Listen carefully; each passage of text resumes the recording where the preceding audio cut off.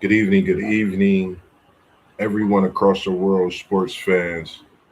I mean, anyone that pulled up a chair to tune in this evening, I'm saying good evening, especially to you as well, because when there's a conversation with MossBurgh, you know me, I'm excited. I'm anticipating the conversation like the playoff that we see, like a sports Super Bowl, like the NBA Finals. And this evening's conversation, I'm bringing to you is Melissa Graham, one of the great educators across the world. And I don't want to keep anyone waiting. I'm going to bring Melissa right in. And this is Melissa Graham, ladies and gentlemen. Thank you for joining me this evening, Miss Graham. And could you tell the people a little bit about yourself as well to Sure. introduce you? Thanks for having me. I am obviously Melissa Graham. I am a teacher in Columbus City Schools in my 20th year. Um, Not all 20 years in Columbus City Schools, but I'm originally from Newark, right down the road, and uh, went to college at Mount Union and moved to North Carolina to spend my first 10 years teaching down there. So I've been back up here for 10 years. And the crazy thing is when we see, women naturally as a gentleman, you wouldn't think someone is in the sports as much as you are. Mhm. And I had the chance and opportunity through the busyness of my work schedule and seeing the interview last week with yourself post game and Mr. Brown at WTP for Life, who put us all together. And when I got the text about that you wanted to have this conversation and talk your talk on your sports teams respectively, I was thrilled. I was anticipating it like a basketball game for myself in high school. And Right. I'm glad that you were able to join me this evening. And we're not going to cut the chase. We're going to give the fans what they've been wanting to see, what they've been asking for. And I know you are a fan of that team that everyone was talking about not making a playoff. I felt they should be in the playoff. I went to this place myself personally for my birthday. What made you a Notre Dame fan? Talk to us about this. I'm born and raised a Notre Dame fan. I was never, I've been around football my entire life. My uncle coached at Newark Catholic from 1971 to 1991 and won 7 state titles. And so I was that little girl that was on the field. My dad would take me to practice. I was on the field with the guys. When I was little, I woke up and would go downstairs, and my dad and I would sit on the chair. I'm like 4, 5, 6 years old and watch ESPN highlights of football games uh, and basketball games. And so it's just something that I've always been around. I was a cheerleader in high school, and I always laughed because I don't have the athletic ability to play basketball, or I probably would have played basketball. But I was the one that everybody looked to, like, to even know what offense or defense was. And so I was on the field to be closer to the action, not so much. I mean, I enjoyed cheering. Don't get me wrong, but I was there because I was in the action. I was on the field. I was on the court. I knew what was going on, and so it was fun to kind of pass my knowledge along to the rest of my teammates in that aspect. But growing up, my dad is a huge Notre Dame fan, um, and don't get me wrong, he loves Ohio State too. And I've only been to one Ohio State game in my entire life, and that was when Rob Kelly was playing, who played for my uncle at Newark Catholic. And so that was, God, almost 30 years ago, if not a little bit longer, when Robbie was playing.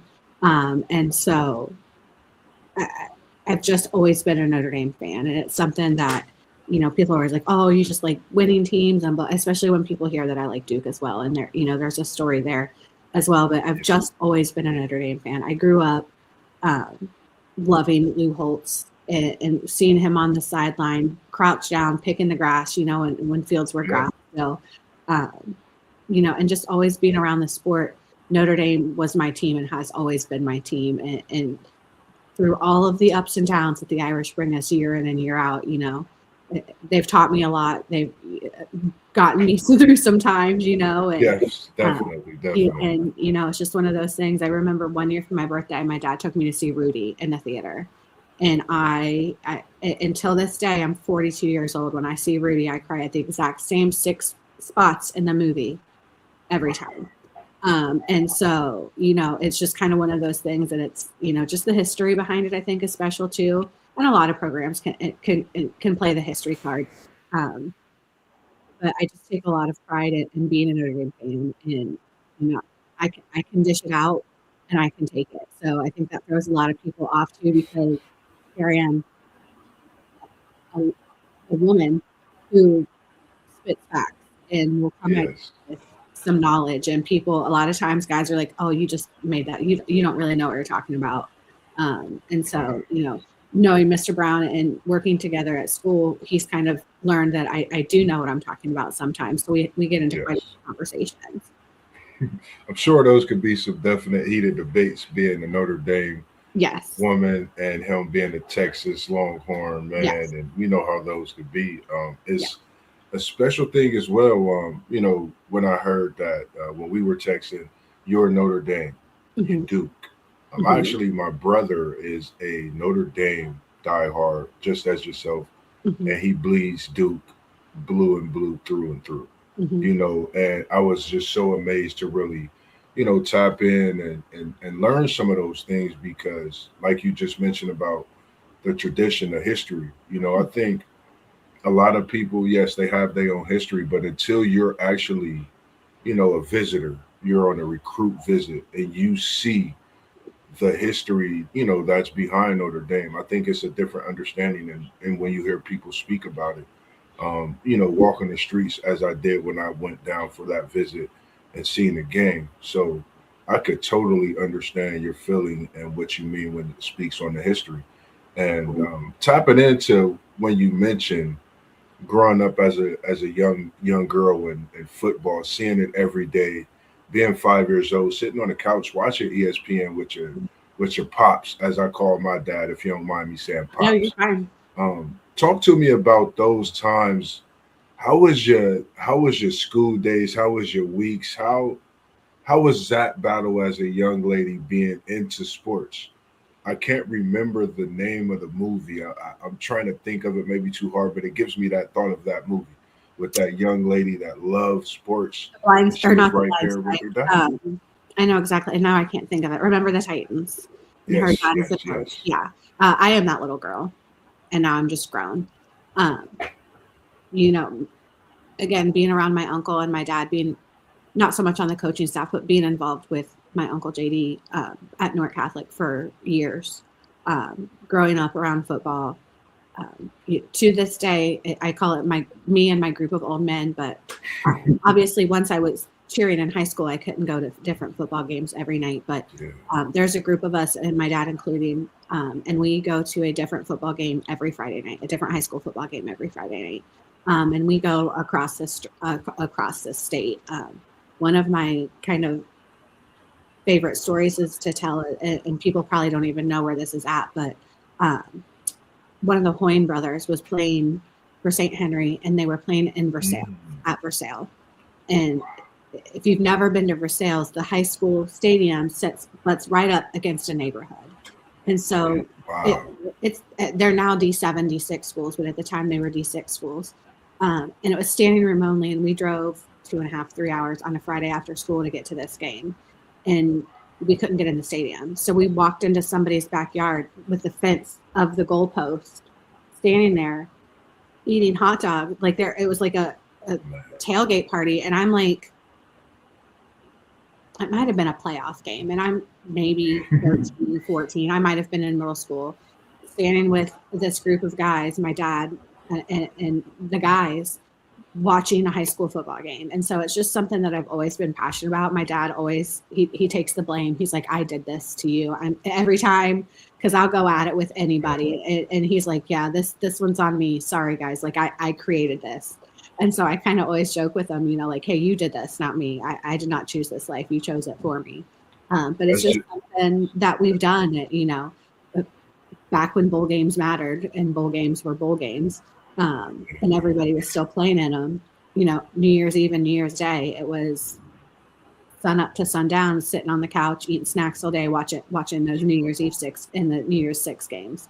And so it's just something that I've been really lucky to have my dad through. And again, he always kind of laughs and he's like, this is my fault. And he takes credit for it all the time. And we just kind of joke, but it's just something that, it, in my field, trauma and stress is real, and I take a lot of that home with me, and so it's something that I can do to kind of decompress until I'm, all up in it and I'm screaming at the TV and things like that. There was one day I called my dad during a Notre Dame game.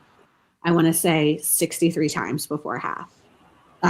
Just play, scores, flat, and he just laughs because he also knows that if he doesn't answer, then I'm going to continue to call because now I'm mad. Like I wasn't mad, and now I'm mad because I needed to tell you how I was feeling about that situation, and I needed you to acknowledge it, but you're ignoring me, and so he's kind of created that monster as well.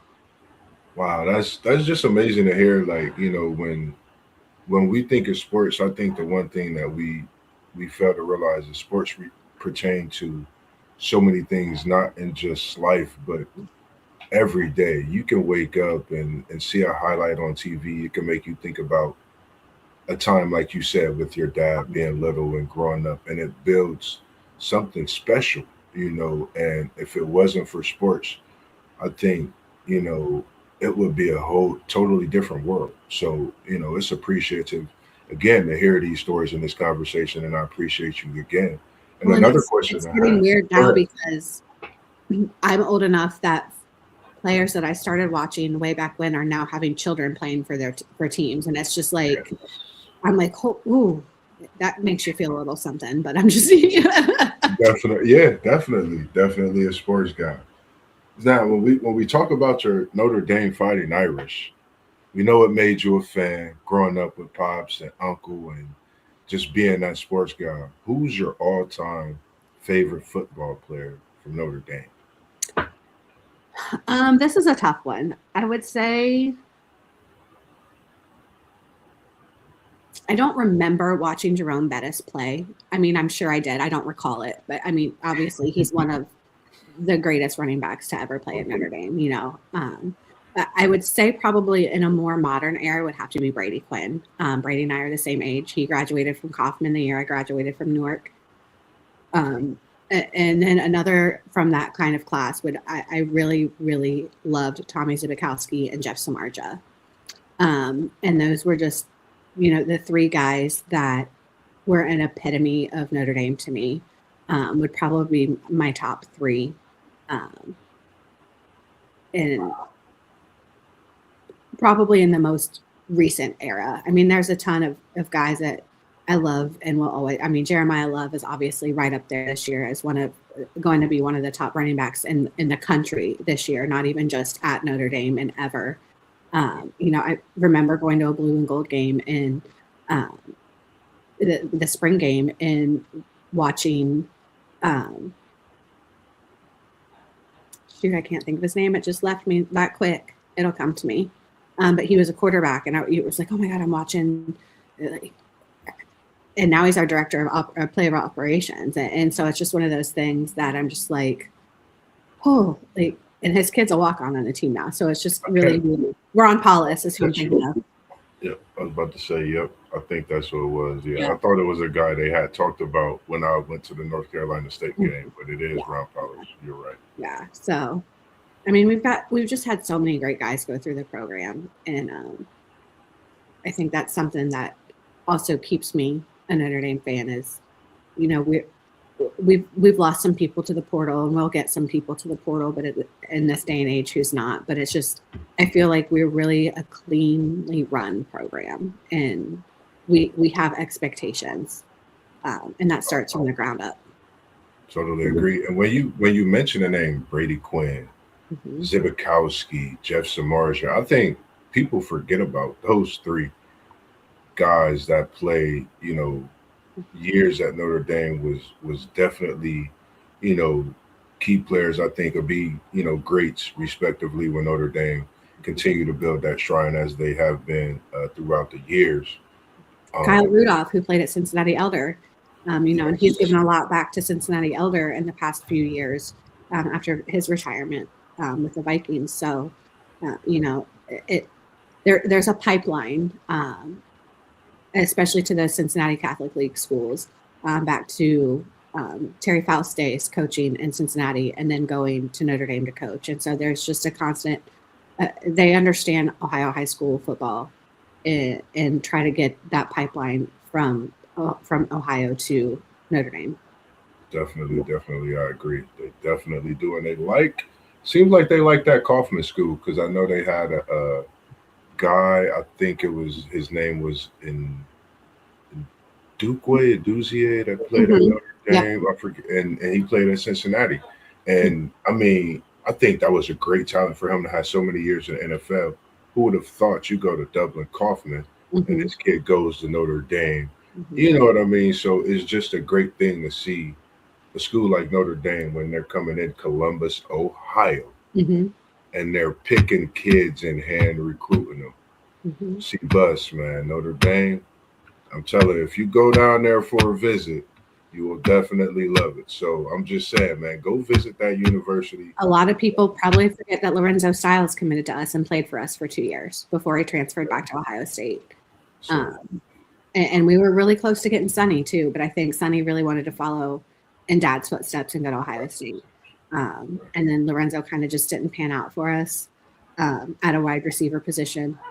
And I don't think really wanted to play defense for us. And so, he opted to transfer. So, and when you speak about things like that, the coach that you have there, I think, has made a difference in these type of movements with Notre Dame. mm-hmm. When you're talking about big time players coming in as 5 stars, transfer portal, former 5 stars, or they may drop a star being in that portal, but he brings them back up to that prominent 5 star, Mm-hmm. and they go on these 10-win seasons. How long do you believe Marcus Freeman will remain at Notre Dame? And I did get the picture from you with Coach Freeman. I'm not for sure if that was at a basketball game that you were at. That was a great picture, by the way.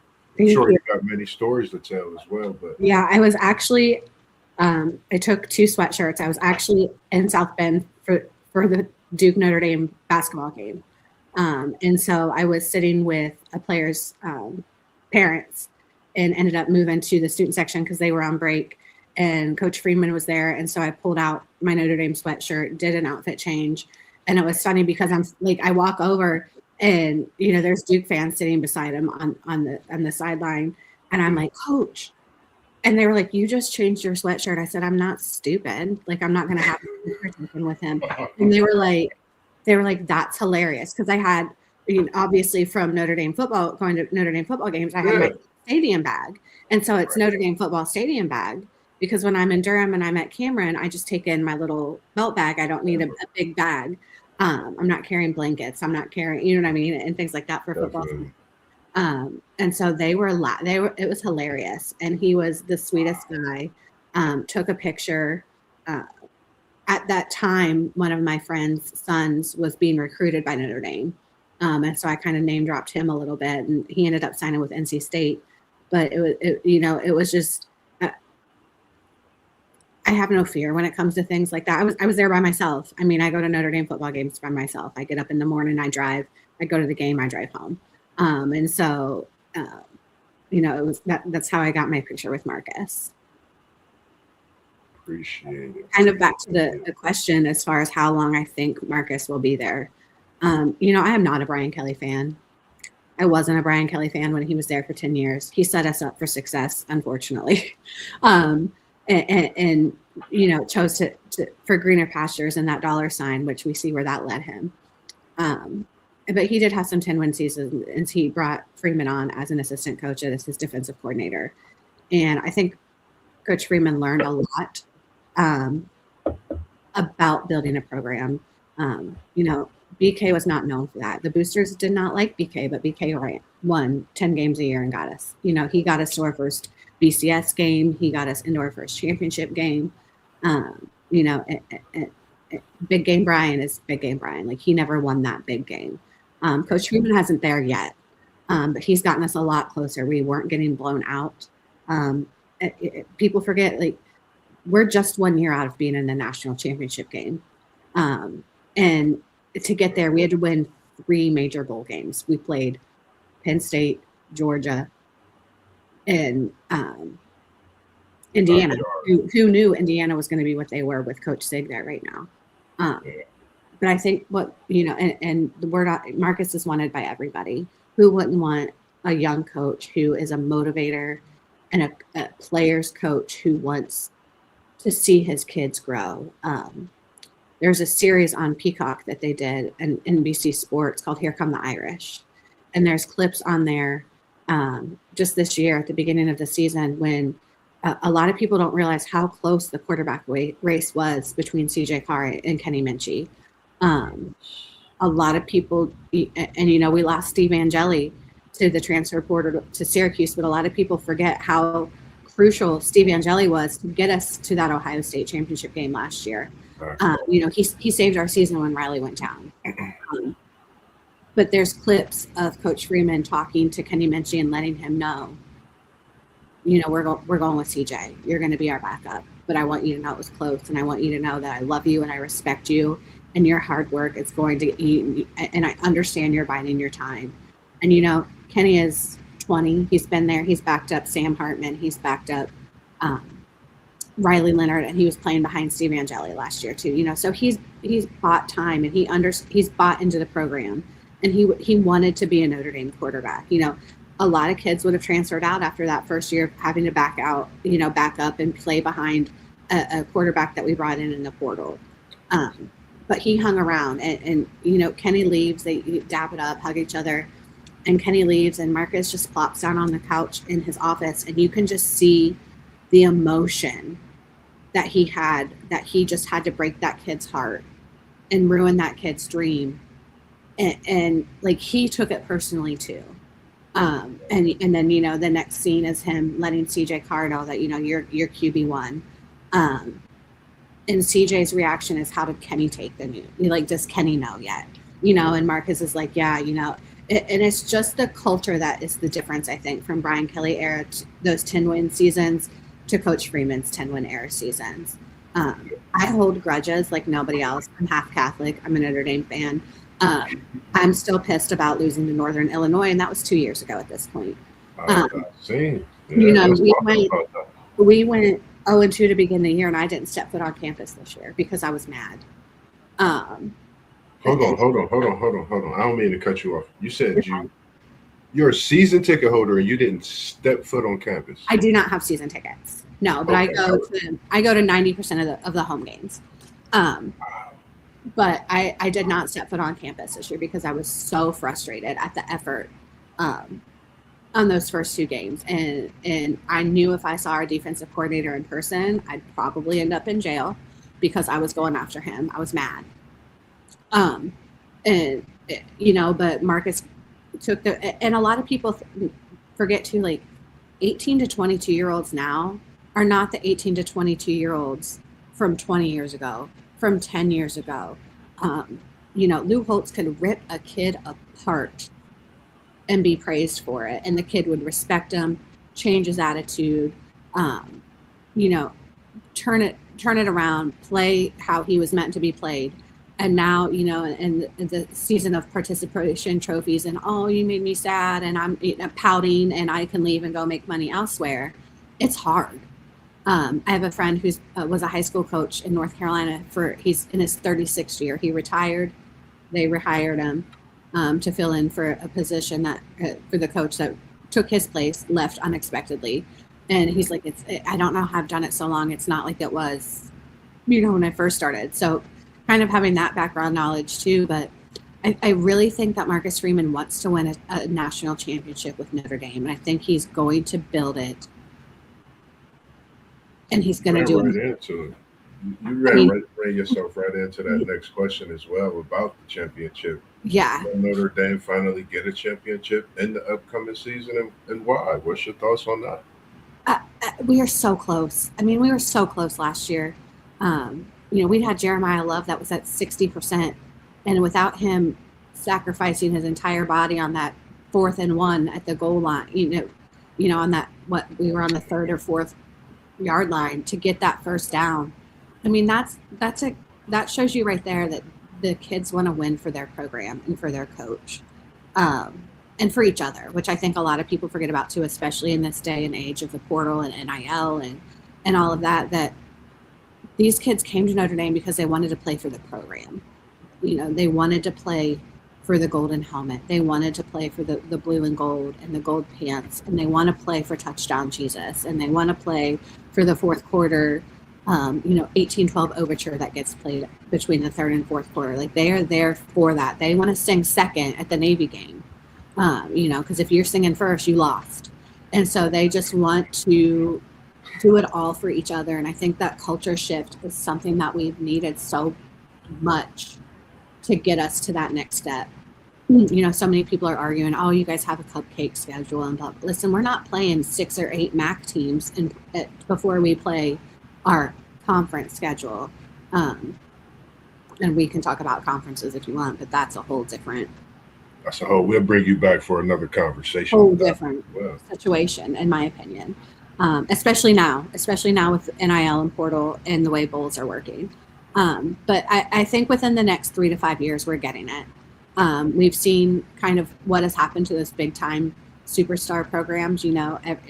All the Alabama fans are, now when, in Auburn, you can play players now. And so it's not just Alabama. And we know y'all were doing it before, and now other people are getting to do it. And so it's kind of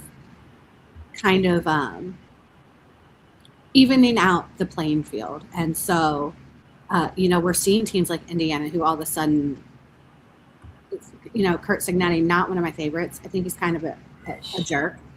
He comes off like that, and that's just my opinion.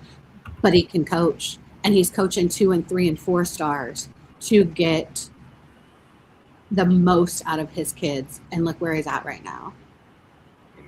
We got comments coming in. We appreciate you coming in. We have One Take Zay in the building. Millie Graham been going hard in the trenches. Salute. That's we because appreciate you joining. Nice to me. I'll cut him tomorrow. And we appreciate Official Doe coming in. Appreciate you all tuning in this evening as well. As we are coming up, we got more talk to go. This is only getting started when it comes to the conversation this evening. Like I told you, we're going to go in depth. We tapping into a lot of different teams of your sports, but also we're going to go in depth with a lot more of the conversations within itself, as you see this year in the 2026 season. And I wholeheartedly agree with if not everything you were saying, like to the T, because when you speak of Notre Dame and Brian Kelly and Freeman, the one thing you mentioned is just the different standards. I think they both done a great job. I think when you make that hire, as we've, like, for example, I know it's early, but when we see a Nick Saban and then you see a Kalen DeBoer come in, people can say what they want. It's, Brian Kelly was who Brian Kelly was at that time. Right. He was the great coach on top. Right. That's who And now bringing Freeman in and seeing what Freeman is doing, he's elevating this program. Absolutely. Like you said, Notre Dame, right there in the national championship. I say, heck, a play away from winning a national championship in regards to so many ways in that game. And then you could say this year they got snubbed. And as we see the playoff, if we would have had Notre Dame in this playoff, I think we'd be looking at a whole total different Final Four. I think Jeremiah Love, what he brought to the college football world, I think was unexpected to some for Notre Dame. They was waiting for him to do what he do because they knew what they had in Jeremiah Love. And that's why he does his thing with his heart. And if, like you said, the experience of being a fan, being there, you have to go see Touchdown Jesus. You have to see the Golden Dome. You have to be there to believe it. And for myself, I was able and I was fortunate enough, man, thanks to my brother, on my birthday weekend this past year to be able to experience that. And it's one player watch is one of my favorites. Yeah, it's it all. They think I'm a Notre Dame fan here in the podcast group just because of how I speak on it, but it really is that that beautiful. I would definitely say, man, if you're a kid out there looking for a college to go to, man, you definitely have to take that visit if they offer you that visit. And we have WTP for Life joining us as well. And he said, do you think Freeman will be a lifer at Notre Dame, and end his career there? I wish. We're not going to be that lucky. I think we're going to get to hold on to him until we get that championship. But I also am not sure that he will leave for the NFL. Notre Dame is a top tier program. He's from Dayton. He played at Heber Heights Wayne. He went to Ohio State. I think if that Ohio State job pops open and his name is thrown in the hat, I think he's gone. And I can't fault him for that. It's his program. That's where he went through, and he, and I can't fault him for that at all. And I think that's respectable that he's, turning down the money from the NFL right now. But I'm not going to lie, Notre Dame got the money too. We got the donors. We got the money. Anything that he was offered was matched and met or above. I promise that, because they believe so deeply in what he's doing at Notre Dame right now. And so, unfortunately, I don't think he's going to be a lifer. I don't think he's going to end his career there. I would love for it to happen. He's one of the youngest coaches in the country still. I mean, I think him and Matt Campbell are just a couple of years apart. And I went to Mount Union with Matt Campbell and Nick Sirianni and Jason Candle, who's now at Toledo. And so I watched them play football at Mount Union. We were in anatomy and physiology together. So it's funny to see people like that be so successful as, they're only a few years older than I am. And I think Coach Freeman is younger than I am. I think he's only 39. And so he's just in his prime right now. And is only going to continue to do better. There aren't bigger programs in Notre Dame right now to coach. Ohio State, sure. Bama, sure. But unless you're Nick Saban, you know what I mean? Like, Nick Saban has taken Alabama, and he should have. It was a dynasty, and he deserves that. And he deserves to be known as Alabama. Maybe Urban Meyer at Florida for what he did. But you got to think of Bobby Bowden at Florida State. Like, people still think of him when you think of Florida State.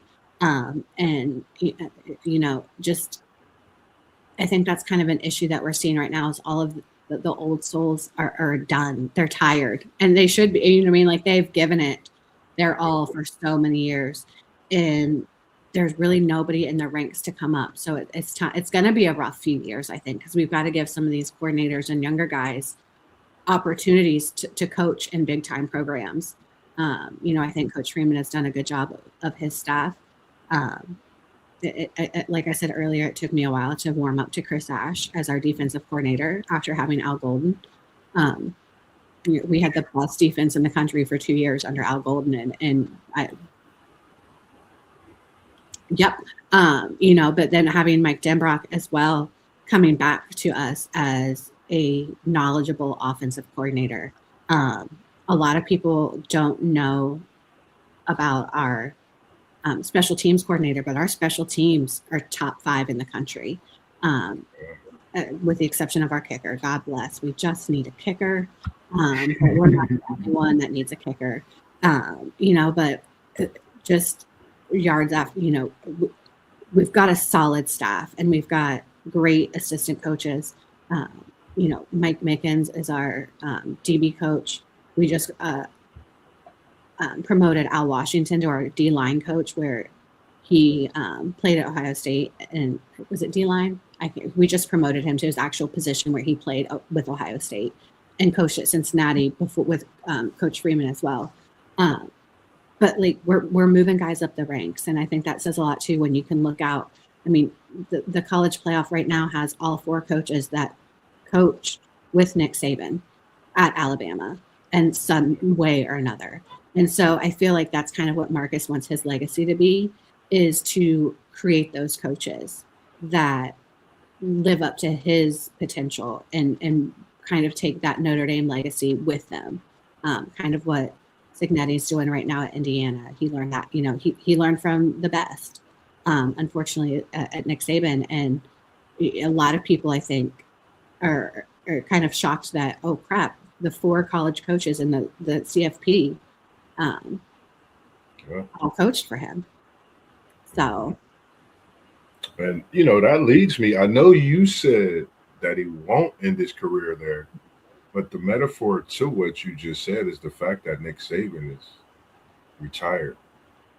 Hmm. And I think seeing that one of his former coaches being in the NFL and being a Bengal fan where Golden is Hmm. at, knowing the success that the Bengals had this second half of the latter season with that defense. It could be possible, Miss Graham, that this man could retire at Notre Dame. Hmm.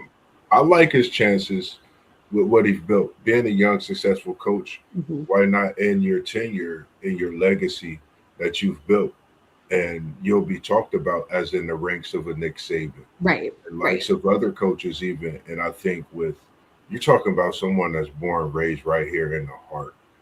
And I think that's something a lot of people forget. He's born right here in the heart, and he's at a prominent traditional Hmm. place in South Bend, Indiana, doing what he does and what he loves.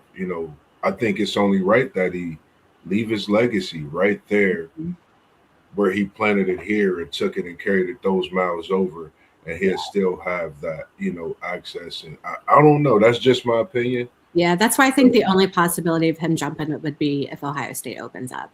I yeah, don't think it'll be for an NFL position. I think it would be for Ohio State. definitely, I agree. And now, not one thing a lot of people don't know is we talked about a little bit through the phone and before we got on is that you're a Duke Blue Devil. You told the people a little, but you are a sports guy. You like the Notre Dame Fighting Irish on one side. That's the football.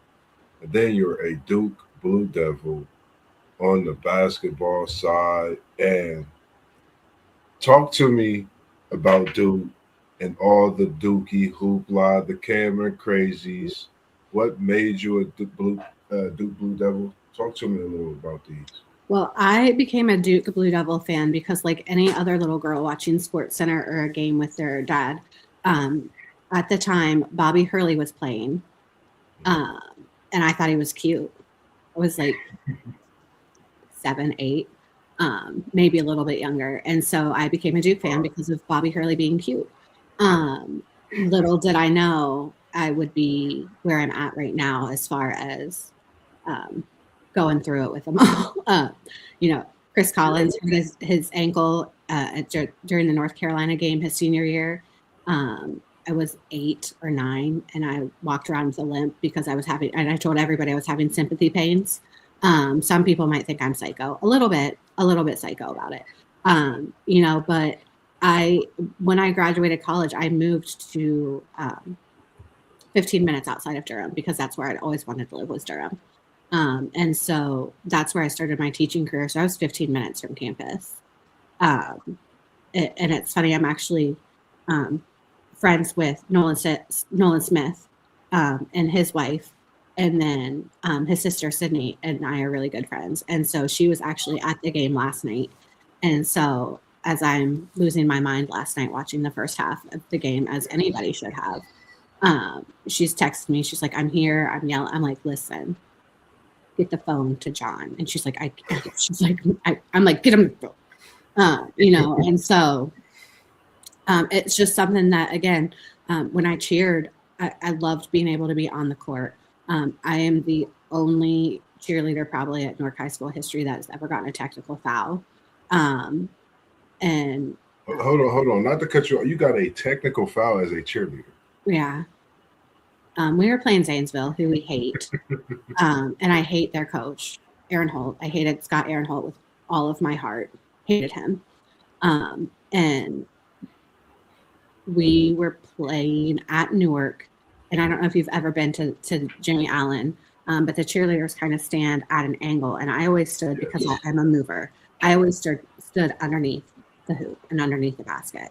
So they called a foul on somebody, and I was not thrilled with it. So we called a cheer, and I kind of punched the official. I didn't move out of the way. And you're right there. Like I played at Newark. I played at East. We played Newark a few Yeah, years. yeah, Man, I um, have memories against Black. So many memories there, man. yeah, yeah. Mikey was playing, and so it. I've never seen Jeff Quackenbush be so mad at me. And I worked for Quack. I was his office aide, and I did a lot of stuff with Cat Camp. And to this day, that same year, we were playing at Gahanna, and I had a paper with me because I was scrapbooking at the time, and I had a Duke scrapbook, and I gave it to my dad, and he was sitting up top of the stands at Gahanna, in their old gym. So I mean, the visitor stands weren't that high, and it was a close game. I mean, Gahanna had a couple kids. I think that was the year that Tom Izzo got his first guy from Gahanna, and so I mean, and it was a close game. The officials were horrible, and I'm yelling on the sideline cheering, and all of a sudden, a call gets made, and a paper comes flying across Quackenbush's head. Now Quack is 6'8", 6'9", 6'10". I mean, he's a tall guy. It's his first year coaching. First year as the head coach. He coached under Gary Walters for years. And so I noticed my paper on the floor, and my dad got pissed and launched the paper. So that's one of Quackenbush's favorite stories to tell. When I walk in, he's always like, "Do you have a paper?" And I'm like, "Shut up." But I'm like out on the court, like gathering up the paper because I was like, I need this for my scrapbook. Like we just gotten beat by Casey Jacobson at Stanford, or just beaten them by like 2, and it was a really close game the night before, and I needed the paper, so I got it before I had it on the bus to Gahanna. But to say we're passionate fans is something. But yeah, I mean, yeah. Amazing.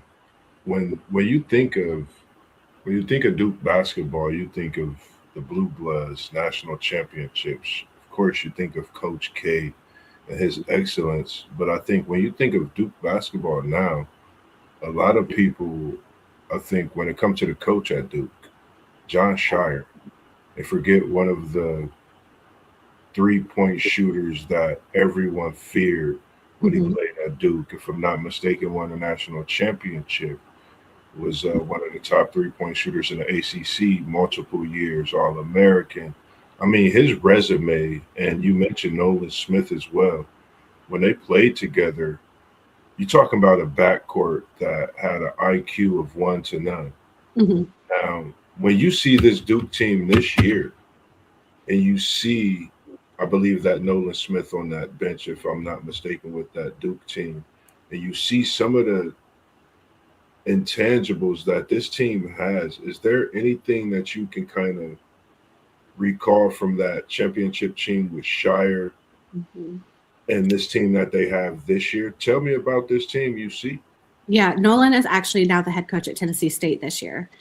He had left the program and went to work for Kenny Payne at Louisville for a couple of years. Okay. A lot of people might not know that Nolan's dad passed away unexpectedly. And he was a big Louisville player, and Nolan was very young. And so he wanted to get back to Louisville. That's where they were from. When his dad played there and he was working there, and Kenny Payne was a close family friend. So Nolan took that jump to leave Duke and go coach with Kenny, but he's now the head coach at Tennessee State, and they're doing awesome. I'm actually going to go down and see them Martin Luther King weekend. Send my prayers, even though, send my prayers, man. Never know. And so, one thing that John has done differently, which I struggle with, and it's just in recent years, Coach K always had former players on his bench.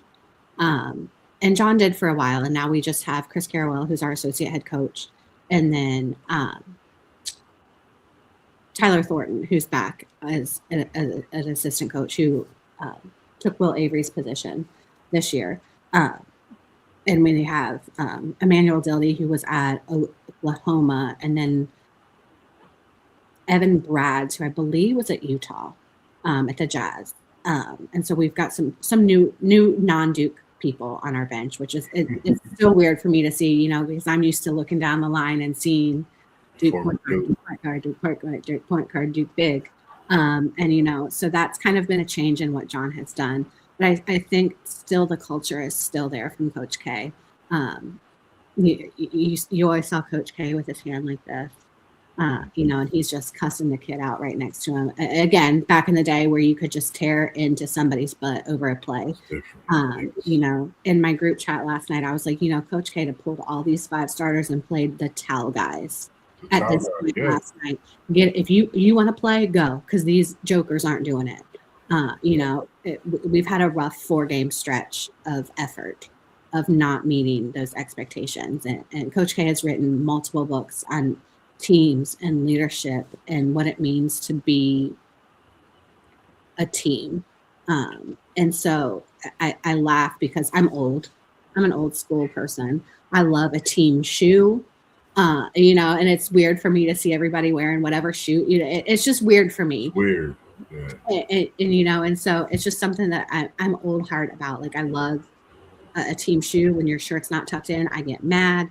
I'm just like, you look sloppy. Like I know you're out there playing a game, but let's we're Duke. Look like we're Duke. Act like we're Duke. When Coach K announced his retirement and announced that John was taking over, he got a lot of hate for it and the farewell tour and blah blah blah. But what a lot of people don't know either is that is when he brought in John brought in and started interviewing Rachel Baker, who is our NIL person, our director of, I forget her actual title, but we brought her in from Nike. And Coach K has a great relationship with Phil Knight out at Nike. He's got his own gym out at Nike headquarters out in Oregon. And so, bringing another female into this position, she's our general manager. And so she was the first GM in college basketball, came in, to help John with that transition, the farewell tour. It wasn't a farewell tour. Coach K knew exactly what he was doing. He's a genius.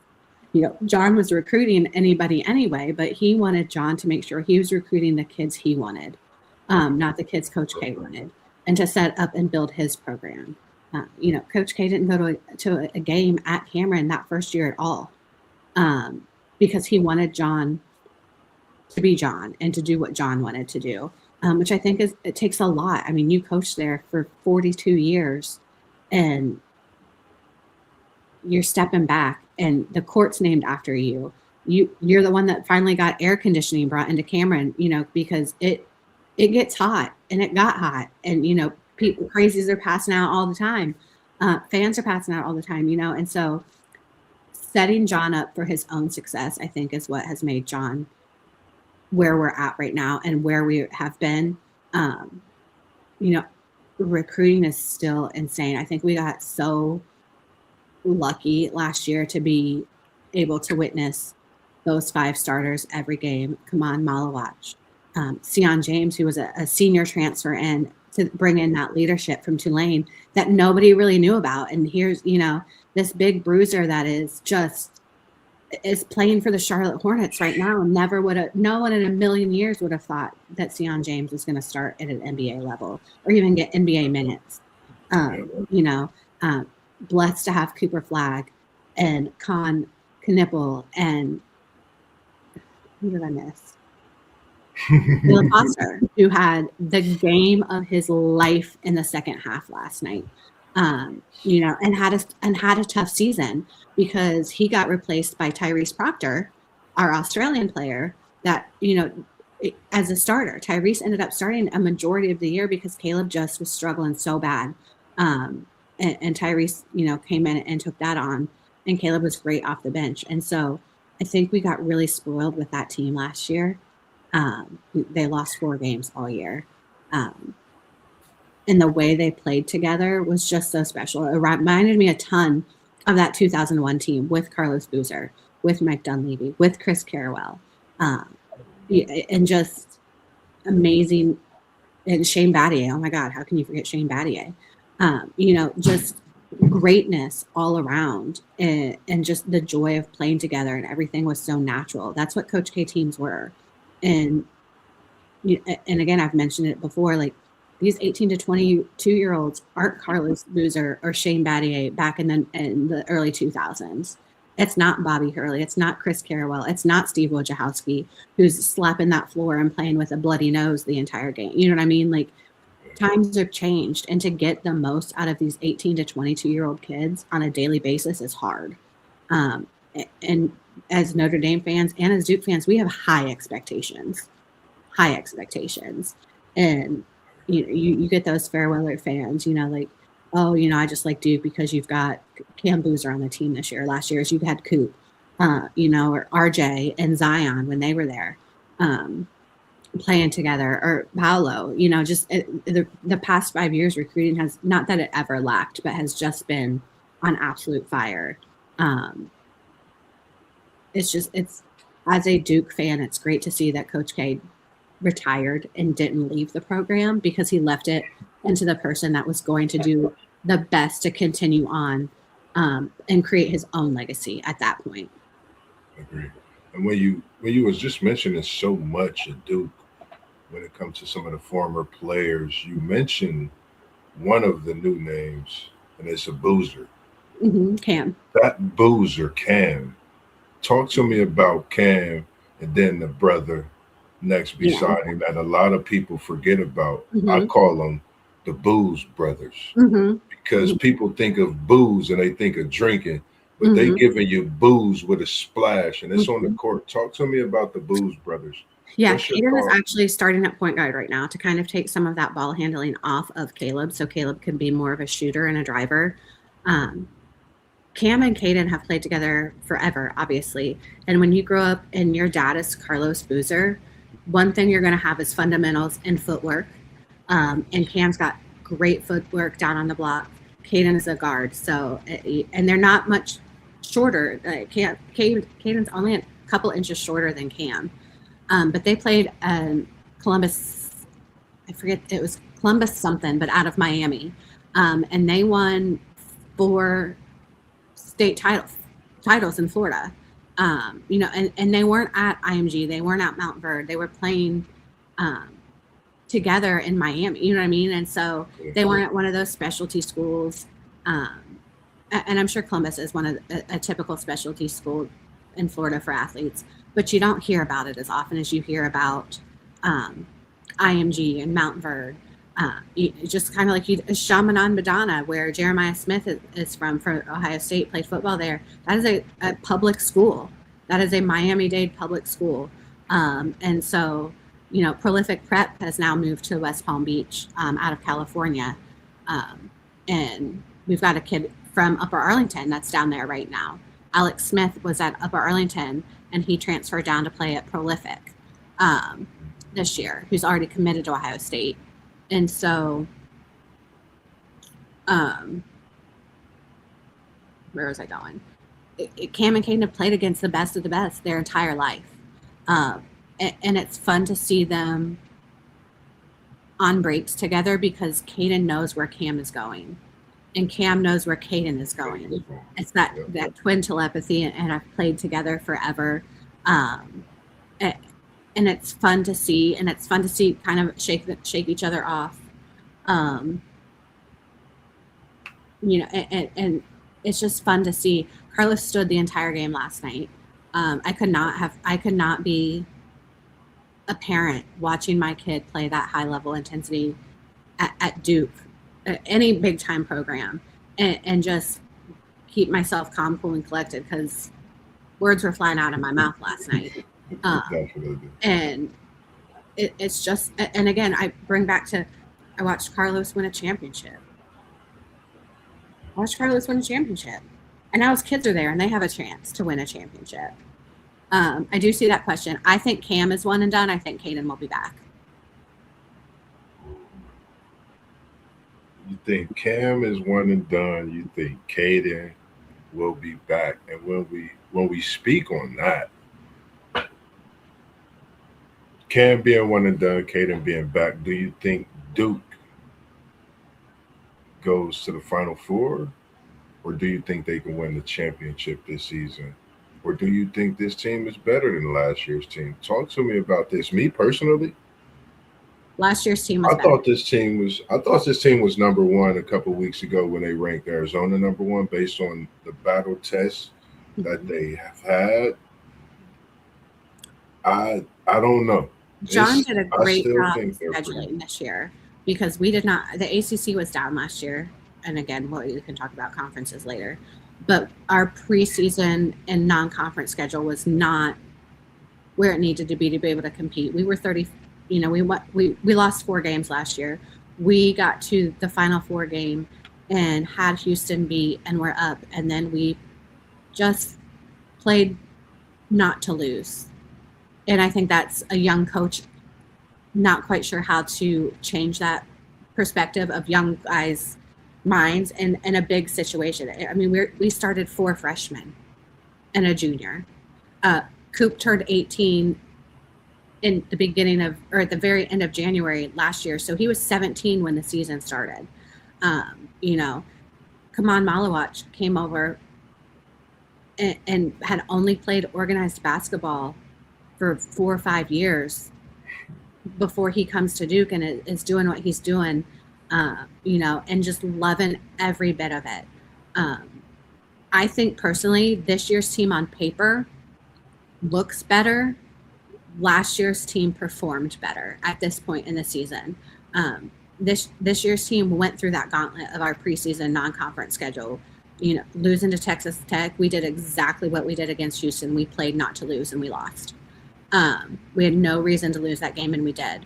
The last 4 games, our defense, with the exception of the second half last night, our defense has been horrible. Absolutely, hands down. We're not calling out screens. We're not switching quick enough. We're not closing out. Just been horrible, and that has not been up to Duke standards. I'm friends with a couple of guys who actually do some podcasts just on Duke basketball and have weekly meetings with John. And I was like, did you ask him if he's going to fix anything? Like, is he tearing into butts? Like, what? Because I'm over it. Like, we're over not seeing defense being played. You know, we struggled. We should have beat Lipscomb by 60 and struggled with them in that first half and took the second half away. You know, we should have beaten Texas Tech. We struggled against Georgia Tech, who, again, for all of the geniuses at Duke, I would love for somebody to take a study and do a study on why every team that plays against Duke shoots like the 96 Bulls every time they play us. Without fail. Georgia Tech made 3 3-pointers on the season coming in to play us and made 6 in the first 3 minutes of the game. Like, how does that happen? Louisville last night, the Khalifa guy made 1 the whole year and went 4 for 4. Crazy. I mean, they were shooting into the Atlantic Ocean. They couldn't miss. You know, our defense wasn't helping. I laughed because my nephew plays middle school basketball, and his team got beat 8-48. And I was like, I promise you that 8-point loss, they played better defense. They had to have played better defense than what I saw Duke playing last night. Like, it was just, it's just ridiculous. But we have such a high expectation. And I'm really bad at, because they're my boys, they're my babies. If you ask Mr. Brown, if you ask Isaiah, I talk about them like they're my own. And so I get mad like a parent would, I feel like, at times. And so it's just one of those situations where last year's team was better. This year's team should be better based on paper and stats. And I think we made a turn to that last night. I think we finally got our heads out of our butts and realized just because we're Duke, people aren't going to back away from us. And again, we're starting another young team.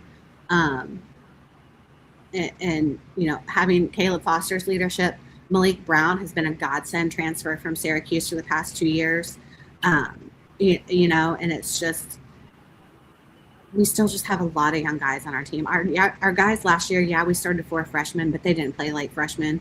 We've got some freshmen playing like freshmen right now. And we even have Isaiah Evans. God bless him. I love you, Slim, but sometimes I just need you to not just chuck it up because you think you can.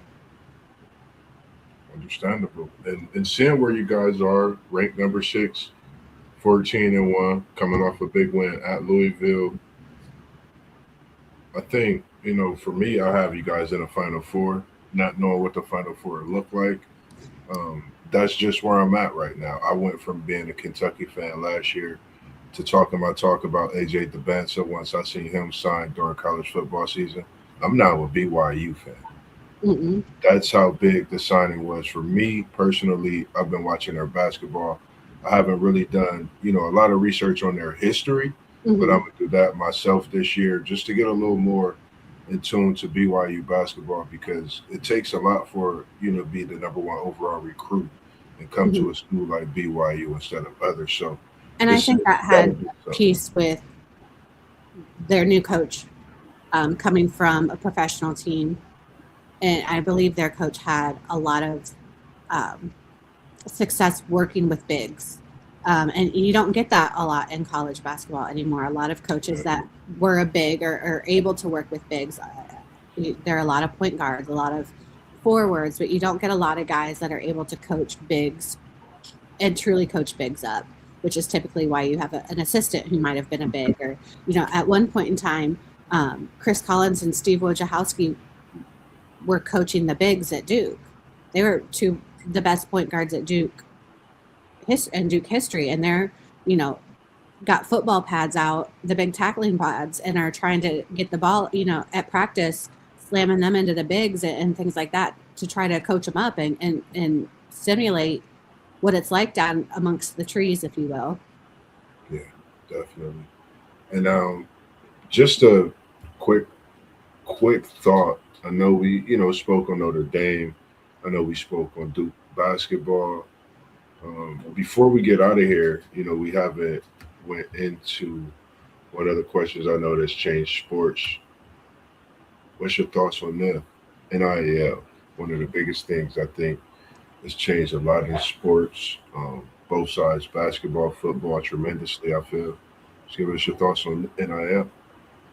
I like team shoes. I think that kind of sums it up. I'm old school. You're getting a free college education.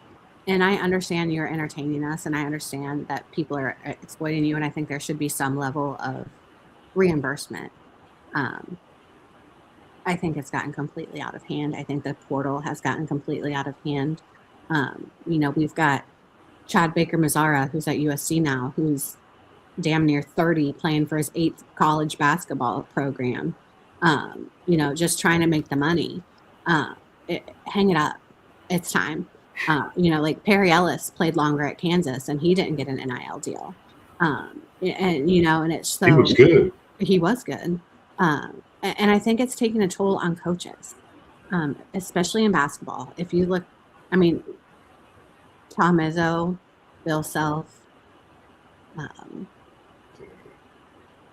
why are names not coming up? Rick Barnes. Those are some of the older guys that are left, some of the OGs that are left, that are hanging around. Patino and Calipari. When Cal is talking about Scott Drew at Baylor bringing in a player that signed an NBA contract and played 2 ways to come in and be able to play immediately at Baylor, when you're pissing Cal off, I don't know if he's mad about it or if he's mad he didn't figure it out first. You know what I mean? But either way,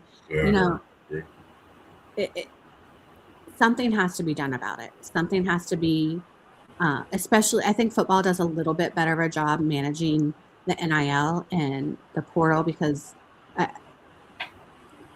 they have the committee, and it's a little bit different, I think, where college basketball, it is an absolute free for all. And, they've talked about getting a czar forever. But they're just no rules, it seems like. Like you can transfer from division to division and not lose eligibility. You can go play pro. You can play pro overseas and come over and still have eligibility. And we've got a kid on our team right now, Dame Sarr, played pro in Spain from Italy. But he was 14 and 15 and 16, which is different. Then a 23-year-old guy that's got drafted 2 years ago, played G League, went overseas and decided, I don't want to do it. I want to go back to college. Like it's hard for me to support that, but I'm just so old school still. The transfer portal, again, that plays into NIL shopping. Players are announcing that I re-signed to stay at my You didn't re-sign anything. You got in there, and that's where you committed to play. And if you don't want to play there, then get your release and go. But you got to sit out of here, or you got to give that NIL money back, and figure out life. Like there's life after college football. There's life after professional football. There's life after college basketball, and there's life after professional basketball. Not everybody's LeBron James. and going to play till they're 42, 43, 44 years old.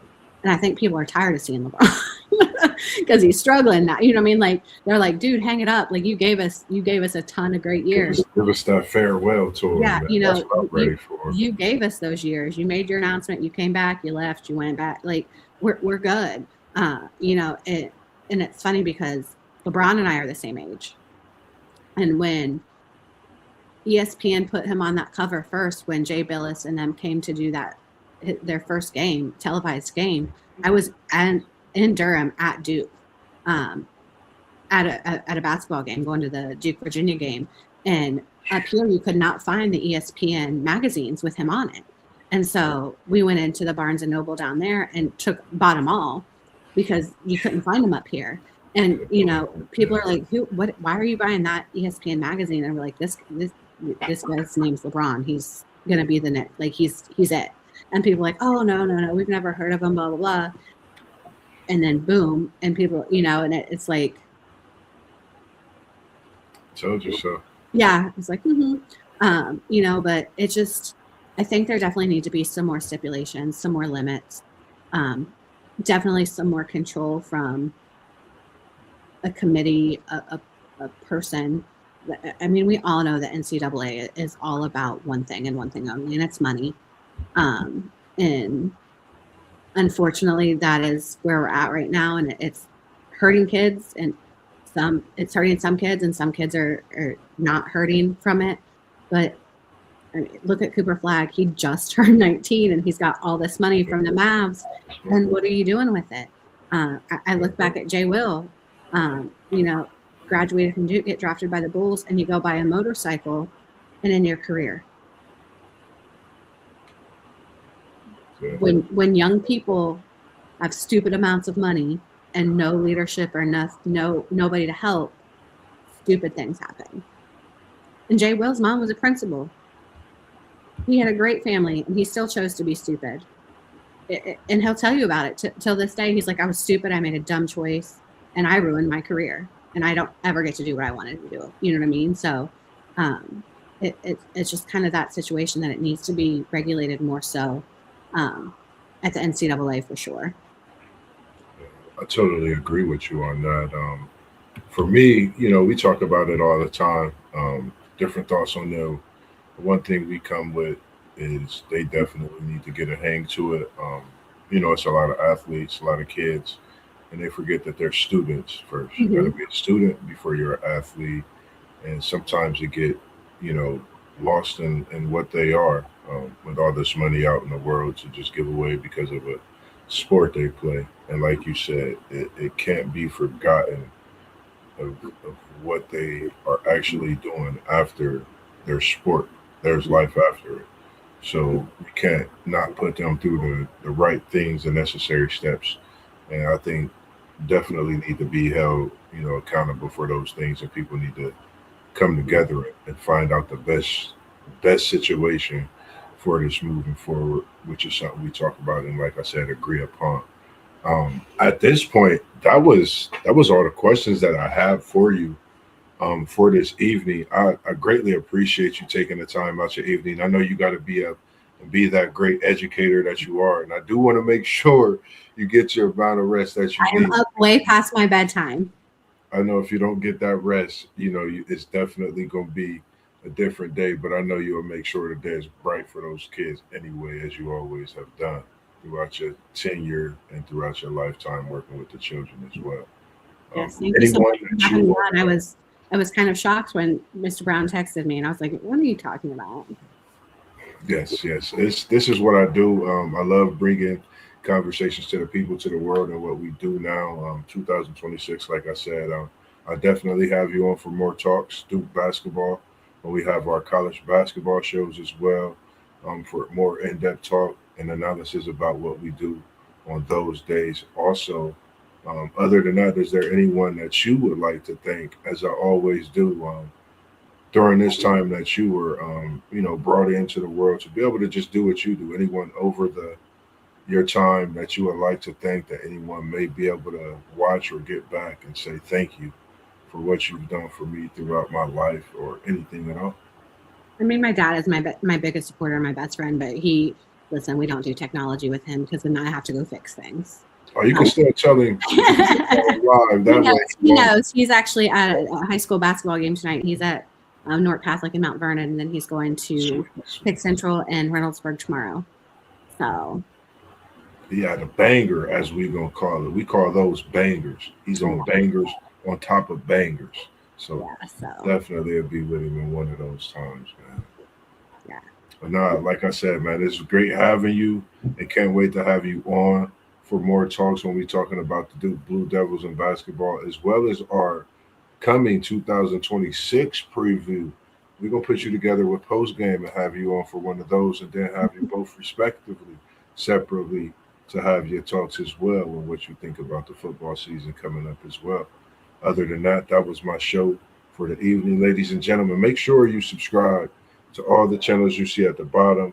We have at WTP for Life. We have SEC Sean. We have Postgame 86. We have City League TV. That is on Facebook as well. Our WTP Sports Dudes Facebook page. Also, you can tap into that if you go under the group section, look up WTP Sports Dudes. You'll see our group name, and you can follow that. And feel free to post and have some thoughts in there, even if you want to say something to us for us to come out and talk about on the show.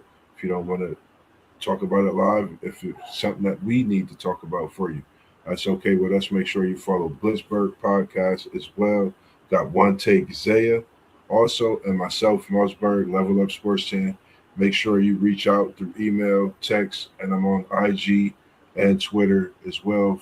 X, formerly known as Twitter as well. You see my email, you see my number. If you want to have a conversation with MossBurgh, feel free to reach out. I'm your guy to bring that one of a kind, in-depth conversation as well. So with those things being said, as T1 say, we was in the building and we out. We throw up the peace signs here, Ms. Graham. So if you could tell the people peace, we appreciate it, man. Love and hair grease, man. And until next time, we'll be live tomorrow and the day after. So stay tuned in. 7:45 p.m. tomorrow evening. Thanks a lot. Peace.